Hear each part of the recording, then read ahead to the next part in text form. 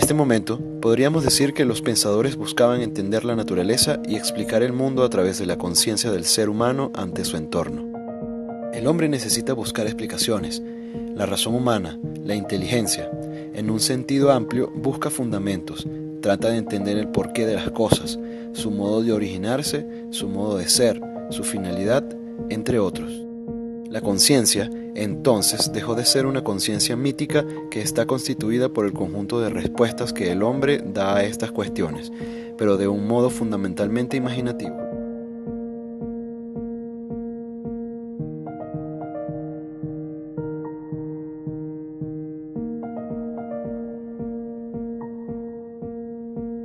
Contra esta ignorancia tiene entonces que desarrollarse la refutación, parte inicial de la ironía socrática. La refutación tiene la misión de suscitar en los otros la conciencia de su ignorancia, encaminándolos así a una purificación espiritual de sus errores y faltas.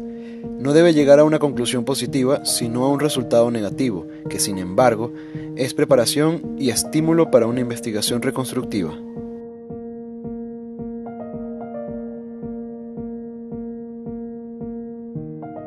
La conciencia inspirada, entusiasmada, descrita como modos especiales de locura, es para Platón una estructura de conciencia que no solamente es experimentable en modo individual, sino comunicable también a otros. Esa intuición de la intersubjetividad constitutiva de la conciencia, de la comunicación entre espacio de representación y espacio de representación, está presente en sus líneas y es lo que a tantos siglos de distancia nos resuena y nos conmueve hoy de sus escritos. Descartes sostiene la idea del carácter intencional e intimista de la conciencia. Kant distingue la conciencia empírica o psicológica de la conciencia trascendental, la cual consiste en la posibilidad de la unificación de toda conciencia empírica o de su identidad y la posibilidad de todo conocimiento que pasa a ser principio de la realidad.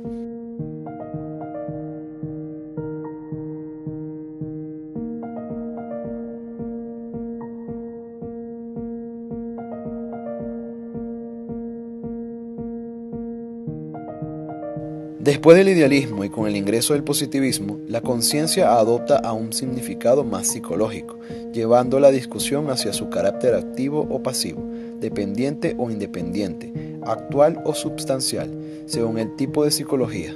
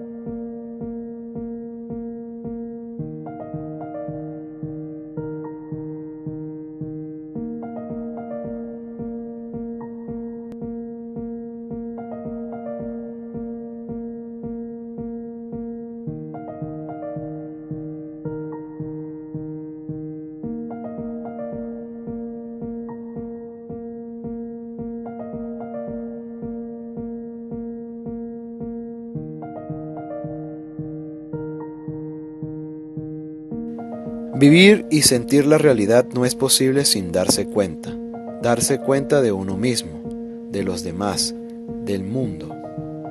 Todo este engranaje implica un sinfín de procesos y de estructuras, no obstante, todo se reduce a una cuestión: conocer. Pero este conocimiento no es meramente reproductivo, sino es también elaborativo, lo cual implica que darse cuenta no es solo dar cuenta de un fenómeno, sino también saber que se está dando cuenta de determinado fenómeno, es decir, ser consciente. La conciencia es un conocimiento que se usa voluntariamente a favor del ente consciente. Dicho conocimiento es universal en todos los organismos. No obstante, no está presente en todos de la misma forma. Incluso puede variar cualitativamente en cada especie. La conducta es real, objetiva y práctica, en tanto que la conciencia no se puede observar. Por lo tanto, decidió suprimirla y ocuparse de la conducta. La conciencia no era objetiva, por consiguiente, no era válida científicamente y no se la podía estudiar en forma científica. La conciencia humana, lejos de ser el reflejo de un mundo externo objetivamente mirado, pasa a ser un sistema de conocimiento adaptativo y autorreferencial que sirve al propósito de mantener un sentido de unidad y de individualidad que permita la supervivencia en el mundo intersubjetivo que en su mundo real u objetivo.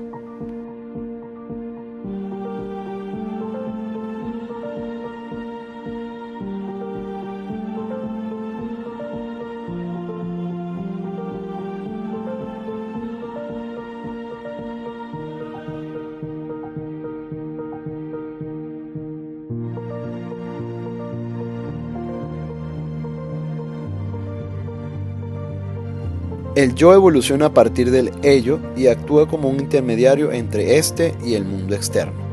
El yo sigue el principio de realidad, satisfaciendo los impulsos del ello de una manera apropiada en el mundo externo.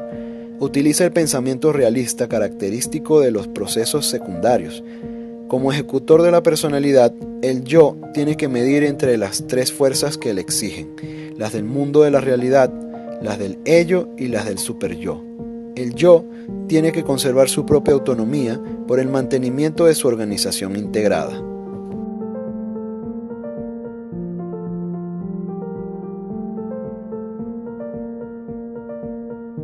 Una gran cantidad de autores coinciden en afirmar el estudio del inconsciente. Su inicio con las primeras elaboraciones realizadas por Freud en su obra cumbre de 1900, La teoría de los sueños.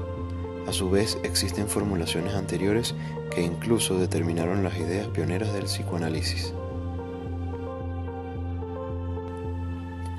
La consideración cartesiana planteó una división en dos sustancias: lo corporal, donde se ubican las pasiones asociadas a la expresión de lo sensible, y la conciencia, cuya cualidad, el intelecto, permitía el sometimiento de los contenidos de los sentidos a una inspección cuidadosa.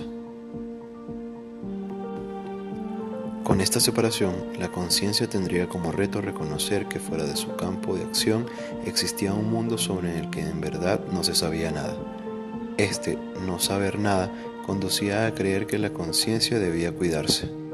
El inconsciente, desde la perspectiva del romanticismo alemán, fue asociado con criterios positivos, al vincularse con cualidades creativas e innovadoras. El punto más relevante giró alrededor de la valoración positiva de lo emocional y de aquellas fuerzas afectivas de las que no se tenían conocimiento.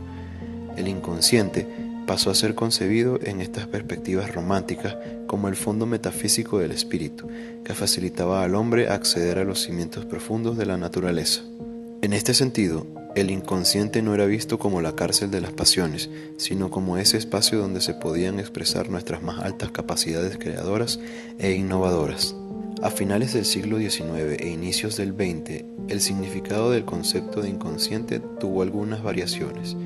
En este momento, el concepto de inconsciente es asociado a nuevas maneras de entender la conciencia. Por otro lado, la inconsciencia podía ser transitorio, ya que las ideas se alejaban de tal estado al fijarse la atención en las mismas. Su trabajo con los modelos psicofísicos de los umbrales sensoriales señaló: no todos los niveles del procesamiento son conscientes y además, estas sensaciones inconscientes se dan en las formas inferiores del procesamiento perceptual. Las ideas que ingresan en el amplio campo de la conciencia son aprendidas, mientras que aquellas que ingresan al área focal de la atención son apercibidas. Si bien en los primeros momentos de la psicología experimental se pueden encontrar concepciones que entendían el inconsciente como un componente activo del conocimiento y la acción humana. Lo inconsciente es esa instancia que todo lo determinaba, en ese espacio donde parecía no existir ningún control y donde se originaban las fuerzas que impedían el accionar humano en determinadas direcciones. Freud mostró cómo lo inconsciente ya no podía ser entendido como los residuos de la actividad de la conciencia o aquello que en potencia podía ser consciente. El inconsciente era un espacio psíquico cuyos contenidos guardaban una serie de significaciones asociadas con las experiencias tempranas. Introduce la existencia de un inconsciente colectivo en el cual están implícitos problemas culturales universales que atraviesan el proceso de individuación de los sujetos. El inconsciente actúa en procesos de represión como de sublimación que facilitan la activación de dimensiones positivas del actuar humano. Proponía una consideración positiva de esas fuerzas ocultas a la conciencia. El símbolo, disfrazada de impulsos inconscientes, buscaban atar al individuo a un pasado cargado de fantasmas y experiencias dolorosas, sino era la expresión de forma de conocimiento que intentaban enfrentar las dificultades que el ser humano de manera directa no podía solucionar.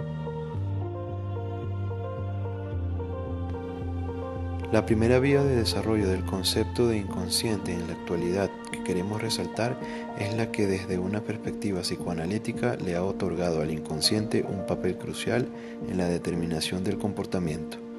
El inconsciente, entendido ya como parte de unas estructuras lingüísticas o sociales, habría de determinarlo todo, convirtiendo cualquier manifestación en una expresión ideológica o un simple estertor de una dinámica donde el sujeto parece haberse perdido. El inconsciente cognitivo, tal como lo conocemos hoy día, es un claro rescate de discusiones que se dieron en el marco histórico del nacimiento de la psicología. El primer punto para esta nueva reconceptualización sería el entender lo inconsciente y la conciencia como dimensiones de un continuo y no como instancias opuestas del proceder psíquico.